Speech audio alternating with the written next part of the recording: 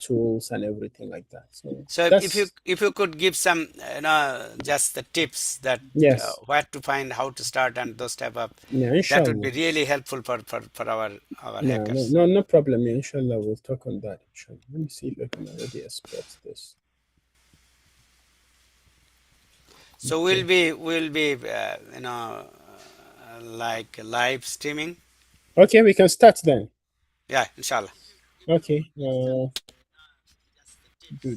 Bismillah. You can see my screen, huh?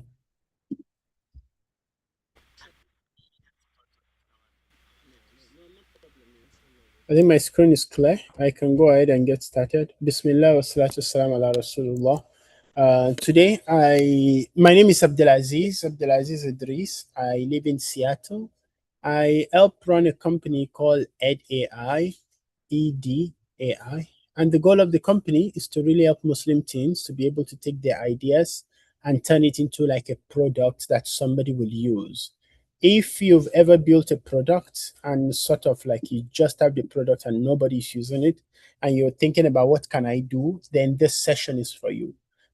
If you don't have a product, basically then like there's nothing you're taking to a customer, this session might not be for you. But if you're thinking, I want to build something and I want somebody to at least use it, then this session is for you. That is what we want to focus on: how to get your product discovered, make sure people try it, and it's being used like in the real world. So before we start, I think there's Zaina on the call. Zaina, you want to sort of tell me if you've ever built something before, or you're trying to build something that you want people to use?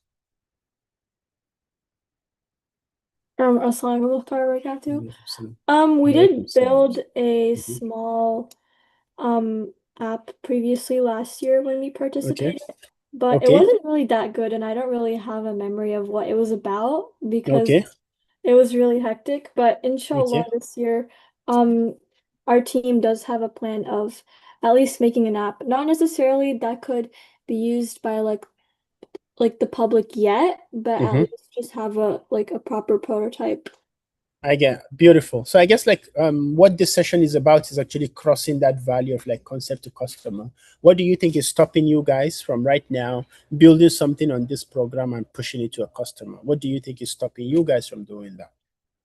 I think just like the lack of skill that we have as a team, especially like from our what I have of our memories from last year, we did lack a lot of skill. I think this year we have had like a year to like understand the system and like expose yourself to different like apps and websites that could possibly assist us in having an audience for our app. But there still is a lot to learn, and we don't think that we're there just quite yet. So I think our main focus is just to honestly just learn more and expose yourself to like more resources. All right. My job today, Zaina, is to push you actually beyond that step of just we want to build it. I want to get you into the thinking process and step of how do I get somebody to use it. So this step, I want you to think about it like we have the perfect app ready today, for example. Say you do the event on Saturday and you have the perfect app working. How do you get it to a customer? So let's talk about that. If to say you join the program on Saturday and everything works well, how would you get that product to a customer's hand? I mean, so far, like our team is still deciding on an app idea, so I am kind of like unable to like visualize that quite yet. I see. Okay, that's perfect then. But let's move on then and go on into more steps. So what we are trying to avoid with this session is basically what happened to like your product last year, which is basically like having like a product graveyard. Like you go to a graveyard of like problems or products. Is like, oh, we build this tool, but then we build this tool, and then we built that tool, but then sort of like, did anybody use it? And it's like, we didn't get anybody to use it. We want to not be at that step, and that is why we want to have this session. So even if you have a complete proof that you don't want to ship something, at least you will be aware of what you need to do to be able to ship that. And our steps 1 to 7 is what we have for you today. So basically, the problem that you will observe, Zaina, is like, even though you're thinking about like, oh, we don't have the skills of building, so we want to focus on learning now, there's usually a valley or a point where you get to, even if the product becomes good enough, that then you have to cross that point, otherwise the product dies, you know? So until you get it to where somebody would consistently use it. So just talk to me. If anybody else joins, I'm sorry, you're the only person, so I'll be calling on to you. But then, like, think about, even if you build, say, an app that made people able to maybe donate their used clothes in the masjid, for example, right? Where would you get people, or where would you announce this so you get people to use that app? How will people find this product if that is what you build, for example?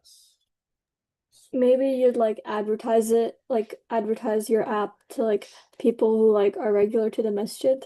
So, how? Tell me, walk me through. So I come to you, I say, Zain, I've heard so much about you. You're doing an awesome job of helping people get their product to users. Tell me one thing I can go out right now and do. Tell me exactly in exact steps. Hmm.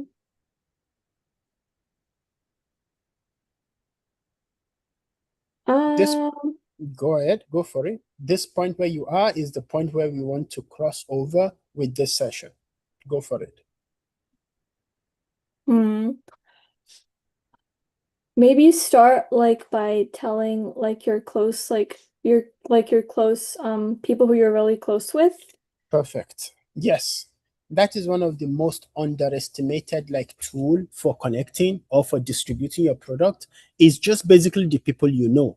Go talk to 5, 10 people that you know. Hey, I have this product. I'm trying to give it out, or I'm trying to get people to use it. Where do I find people to use it? If you have a tool, or if you build a platform that is used by people to donate their used clothes, you want to basically then go to the masjid and look for the people that volunteer and take used clothes in the masjid. Or you want to reach out to organizations that take used clothes. I'm like, hey guys, I've built this tool. Can you use it? Can you test it? So that's usually that, like, you just don't automatically discover a product that is good. You have to go find people that will need it. So a lot of times when you have to start using a product, people might be using something else before, so they don't want to switch. So the switching cost is difficult. If they have to start using a new product, then they have to worry about who is the person building it. So all of this happen even when you have a perfect product. Suzanne, this is what you have to like think about, right? Like, maybe you have a perfect product, but people don't have the problem, right? For example, it's like if you go to the ice, and if you go to Iceland and you probably want to start selling ice there, do you think people have a problem with buying ice in Iceland, Zaina? No, not really. No, exactly. So sometimes you can have the perfect ice, right? Like, oh, it's what is it called? It's like melts at this temperature. It evaporates at this perfect temperature. But then you go to Iceland and they're like, come on, bro, there's ice everywhere. So that is also something that can happen to your product, even if it took you a long time to build and develop it. That is why this cannot be your last thought when you're building. Do you understand? Hmm. Good. So then let's move from there. Now, when I want you to think about an app that you might build, we can take an hypothetical situation. Let's continue with the app of donating clothes that you're no longer like willing to use. They don't have to be old clothes, they're just clothes you don't want to use. Maybe they've gone out of size, maybe somebody else gave you and you also want to give it away.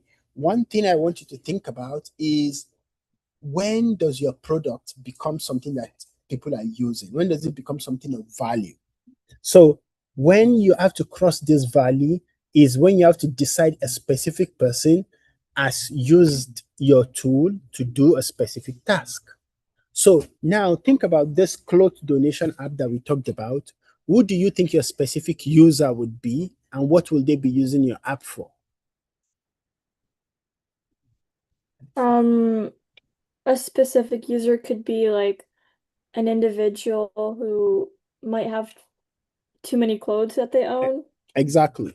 So a 17-year-old who has maybe 10 jerseys, for example, right? Maybe you're supposed to have just like 2, 3 jerseys. You even want to determine who that specific person is. There's a Muslim boy or there's a Muslim girl who wants to donate some of the clothes. But the problem is not just that they do it once. A lot of people can do something once. You have to decide that they're going to do it more than once. Do you understand? Yes. It's important that the operation, that the thing you're making them do, it's more than once. So if you found one person to do it, and then you find the second person, and then you find the third person, or that one person does it multiple times, then you're beginning to gain traction on your app. Does that make sense? Mm-hmm. So if you're not able to get somebody to repeat it, maybe there may be some tools that are supposed to be used once, but generally, again, that is not what we're trying to build. We're trying to build an app that people will be able to use more than once. That is the goal of what we're trying to go for. Does that make sense? Yep. So if you're thinking about like what's an example that I should be thinking about, you should be thinking about I built a tool for teachers to manage their class. And the teacher used it on Monday, and they came back to it on Tuesday, and they came back to it on Wednesday. And then another tool could be like a restaurant is saying, how do we process all the meals that came in? And then that's a tool for that. Or you're building a tool for Muslim parents, and you can realize how many people have performed the tax and continue to come back. Does that make sense? Yes. So these are the things you want to think about when you're thinking about how do I even begin to determine how my app will cross the valley of death. The value of death is not in your building, is that you have a perfect product, but how do you get somebody to use it? How do you get to this point where this specific user would perform this specific task and then choose to come again? Because when they choose to come again, they already know the payment, they're already coming to pay you, and then the process continues. Does that make sense? Yes. Good. So then, like I said, apologies, you're the only person I have here, so we'll just keep moving on from that. Now, what you want to do is now think about the 5 stages, right? Now, if you say I want to distribute my app from the masjid, now to answer the question for that app that you're thinking about, where will they hear about the app? I'm asking you a question now. Where will they hear about it? From you? From you at the masjid, right? Mhm. Now, if you see somebody in the masjid and they say like, oh, Zaina, I'm building this tool, why are you going to trust them? Wait, sorry, can you repeat? If you go to the masjid and you say, oh, assalamu alaikum, come and buy my tool or come and buy my app, why will somebody trust you? Well, I think the first step is to like see if like that person will apply to using that app. Uh-huh. And like depending on how big the issue that is, then they could either go on ahead and see like the app as like a solution to the issue or Mhm. just take it as another advertisement that's not really going to do anything.